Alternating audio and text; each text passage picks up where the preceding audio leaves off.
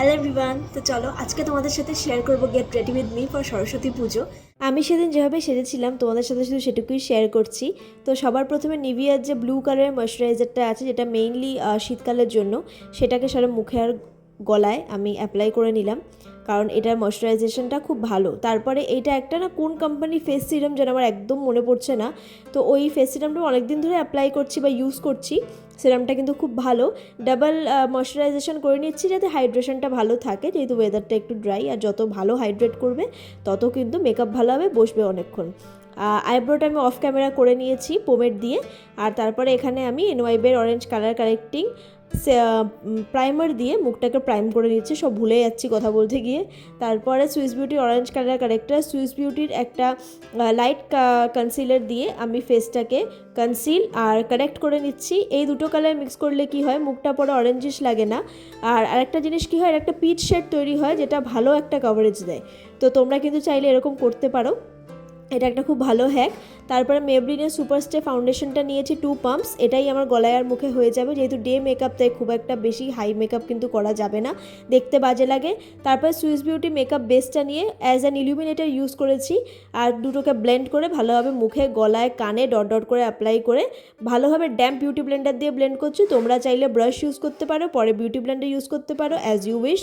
তো আমি এইভাবে করি, করার পরে তারপরে সবসময় মনে রাখবে যে ব্লেন্ডিংয়ে যতটা সময় দেবে মেকআপ ততটা ভালো হবে, ততটা সুন্দর হবে, ততটা কেকি হবে না। তারপরে দেখো এখানে সব ব্লেন্ডিং কমপ্লিট করে আমি এখানে মেকআপ মানে করাটা সেট করার জন্য ল্যাকমি রোজ পাউডারটা নিচ্ছি। ল্যাকমি রোজ পাউডারটা আমি এখানে একটা পিৎজা পাফের সাহায্যে ইউজ করছি। পিৎজা পাফে পাউডারটা তুলে অতিরিক্ত পাউডারটা হাতের পিছনে এক্সেস ঝেড়ে দেন তারপরে কিন্তু সারা মুখে অ্যাপ্লাই করবে, তাহলে মুখ অতিরিক্ত পাউডারই লাগবে না, খুব সুন্দর লাগবে বেসটা। তো এই সব কিছু হয়ে গেলে তারপরে আমি এখানে আজকে পাউডার ব্লাশ ইউজ করছি, ব্রঞ্জিং করছি। তো তোমরা যদি ক্রিম করো তো সেটা আগেই করে নেবে পাউডার অ্যাপ্লাইয়ের আগে। আর আমি কিন্তু অ্যাপল অফ দ্য চিক্সে ব্লাশ দিতে পছন্দ করি, তো ওই জন্য আমি ওভাবে দিচ্ছি। তোমরা চাইলে এমনি শুধু বোনেও দিতে পারো, চিক বোনেও অ্যাপ্লাই করতে পারো। তো তারপরে আমি হালকা করে একটু ব্রঞ্জিং করে নিচ্ছি। আমি খুব একটা ব্রঞ্জিং কন্ট্রোলিং পারি না, তবে চেষ্টা করি ব্লেন্ডিংটা যেন ভালো হয়, ব্যাস এইটুকু। তারপরে মার্সেস স্টিল আর ডিউই ফিনিশ মেকআপ সেটিং স্প্রের সাথে মুখটাকে পুরো সেট করে নিচ্ছি এবং ফ্যান দিয়ে শুকিয়ে নিচ্ছি। আজকে বিউটি গ্লেডসের এই প্যালেটটা, মার্সের এই প্যালেটটা দিয়েই কিন্তু আইশ্যাডোর লুকটা করব। একটা ব্রাউন শেড দিয়ে প্রথমে ট্রানজিশন শেডটা করে নিচ্ছি, দেন একটা ইয়েলো শেড নিয়ে ক্রিজের সাথে ক্রিজে অ্যাপ্লাই করে ট্রানজিশনের সাথে মিক্স করে দেবো। আর তারপরে একটা অরেঞ্জ শেড নিয়ে ইয়েলো শেডটার সাথে মিক্স করে আউটার কর্নার চোখে ইনার কর্নারটাকেও সুন্দর করে স্মাচ করে দেবো। দেন একটা ব্রিকিশ পিঙ্ক কালারটাকে পুরো অল ওভার আইলিডে অ্যাপ্লাই করবো। আমি এখানে কোনো ইয়েলো কালার অ্যাপ্লাই করছি না, আমার পার্সোনালি মনে হয় যে আমার চোখটা ফ্ল্যাট লাগে দেখতে, তোমরা চাইলে করতে পারো। তো তারপরে ওটা অ্যাপ্লাইয়ের পর দেন আমি একটা গোল্ডেন কালারের শিমার নিয়েছি। সকালবেলা যেহেতু কোনো গ্লিটার আমি ইউজ করতে চাইনি, গোল্ডেন কালারের শিমার নিয়েছি। সেই শিমারটাকে আইলিডের একদম উপরে, মানে ঠিক যেখানটা না আমরা ওই আইলাইনারটা পরি না, ঠিক সেইটুকু জায়গা বরাবর আমি অ্যাপ্লাই করেছি, দেখতে পাচ্ছ তোমরা।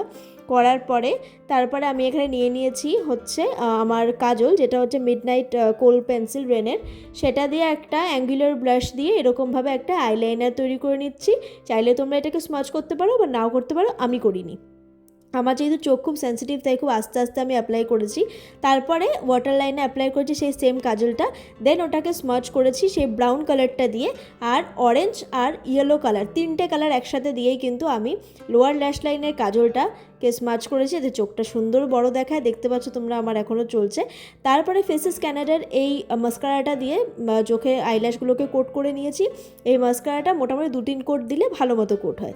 তারপরে তোমাদের প্যালেটে যে কোনো শিমার থাকবে গোল্ডেন অথবা সিলভার, সেটা দিয়ে চোখের ইনার কর্নারটা হাইলাইট করে নেবো, অ্যান্ড ডেফিনেটলি ব্রাউ বোন হাইলাইট করে নেবো।